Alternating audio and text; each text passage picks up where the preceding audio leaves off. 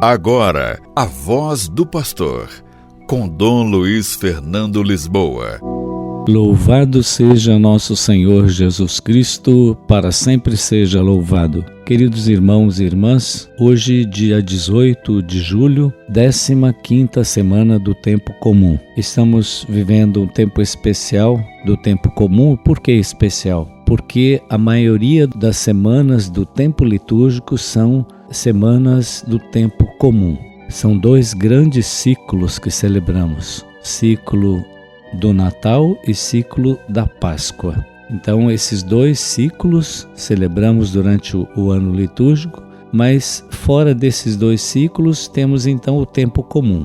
Nós estamos agora na 15ª semana do Tempo Comum, e o Tempo Comum vai agora até a festa de Cristo Rei, que termina o ano litúrgico lá. E aí começamos então o tempo do Advento, que é o tempo de preparação para o grande ciclo, para a festa do Natal. Hoje eu gostaria de tratar de um tema que já tratamos outras vezes, que é a perseguição aos cristãos. Em muitos lugares ainda no mundo, os cristãos são perseguidos por causa da sua fé, por acreditarem em Jesus Cristo, por se encontrarem como comunidades para rezar. Muitas vezes os cristãos fazem parte de algum grupo, de alguma etnia, que por vários motivos étnicos, mas também motivos religiosos, são rejeitados. Isto está acontecendo em várias partes do mundo ainda. Eu queria trazer hoje aqui presente um relatório divulgado nesta quarta-feira, portanto ontem, dia 17, da Anistia Internacional. A Anistia é uma organização internacional que trata dos direitos humanos de todos os povos. E esse relatório condena a falta de resposta das autoridades regionais e federais indianas para as violências no estado de Manipur. Há um estado na Índia chamado Manipur. Durante mais de um ano, foram perpetrados repetidos atos de violência assassina contra a minoria Kuki, nesta região fronteiriça de Mianmar. Então a Índia tem uma fronteira com o Mianmar e ali tem essa minoria Kuki. Vamos tentar entender um pouco isso. Pelo menos 200 mortos, 60 mil deslocados, dezenas de mulheres violadas, casas, comércio, cidades e locais de culto, muitos deles cristãos, queimados, atacados, saqueados e vandalizados. Este é o balanço da violência que há mais de 400 dias, ou seja, mais de um ano, assola esse estado indiano de Manipur, no leste do país. As milícias pertencentes à maioria Meitei perseguem membros das tribos Kuki, que juntamente com outras tribos constituem o restante da população. Diante desta situação, a Organização de Direitos Humanos, Anistia Internacional, condenou a falta de reação das autoridades. O governo indiano, liderado pelo partido Bharatiya Janata, e o governo do estado de Manipur estão falhando completamente no seu dever de pôr fim à violência e ao deslocamento de populações e de proteger os direitos humanos no estado, escreveu essa organização não governamental em um relatório divulgado nesta quarta-feira, 17 de julho.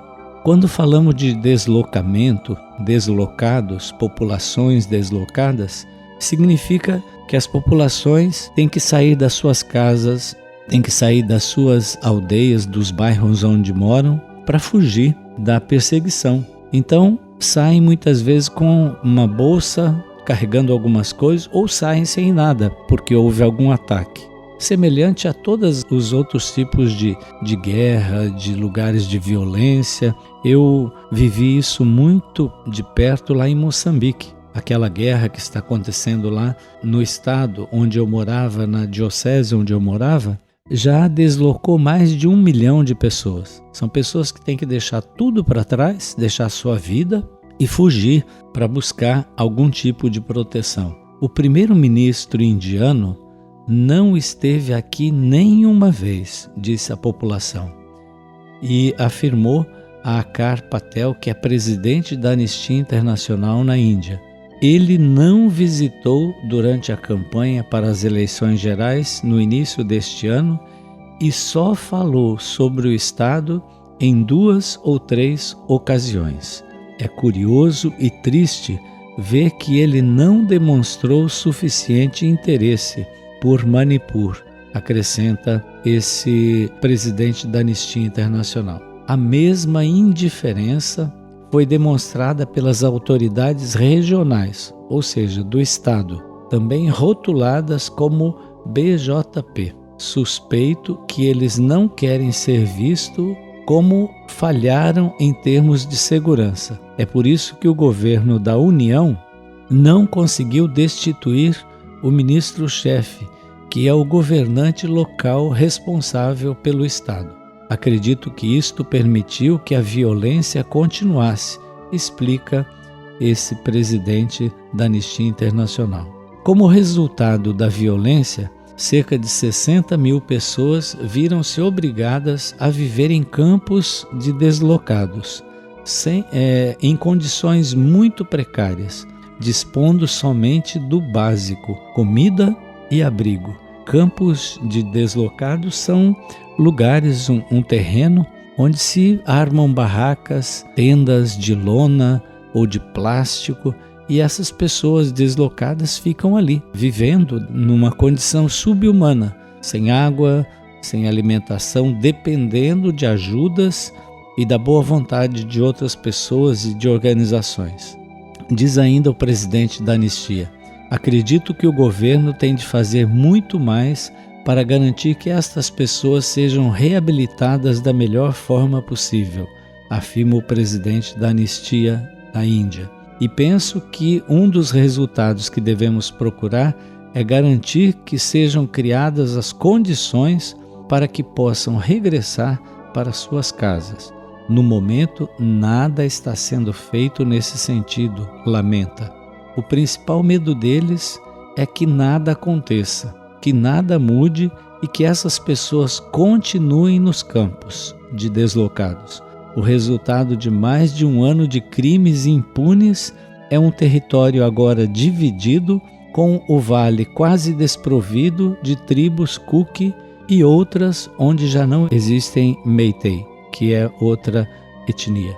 Os ativistas dos direitos humanos e os jornalistas têm enormes dificuldades em relatar o que está acontecendo. O relatório da Anistia menciona vários casos de ativistas claramente ameaçados e intimidados por membros da milícia Meitei. Também neste caso, as autoridades nada fazem para protegê-los, quando não são elas próprias, as autoridades, a intimidá-los. Então, queridos irmãos e irmãs, rezemos pelos cristãos perseguidos, por essa etnia Kuki, lá da Índia, maioria cristãos, que têm sido perseguidos por outras milícias e as autoridades não têm feito nada para defender essa população. Rezemos por todos os cristãos perseguidos na Índia, em Mianmar, na Nigéria, em várias partes do mundo, para que Deus lhes dê forças para continuarem firmes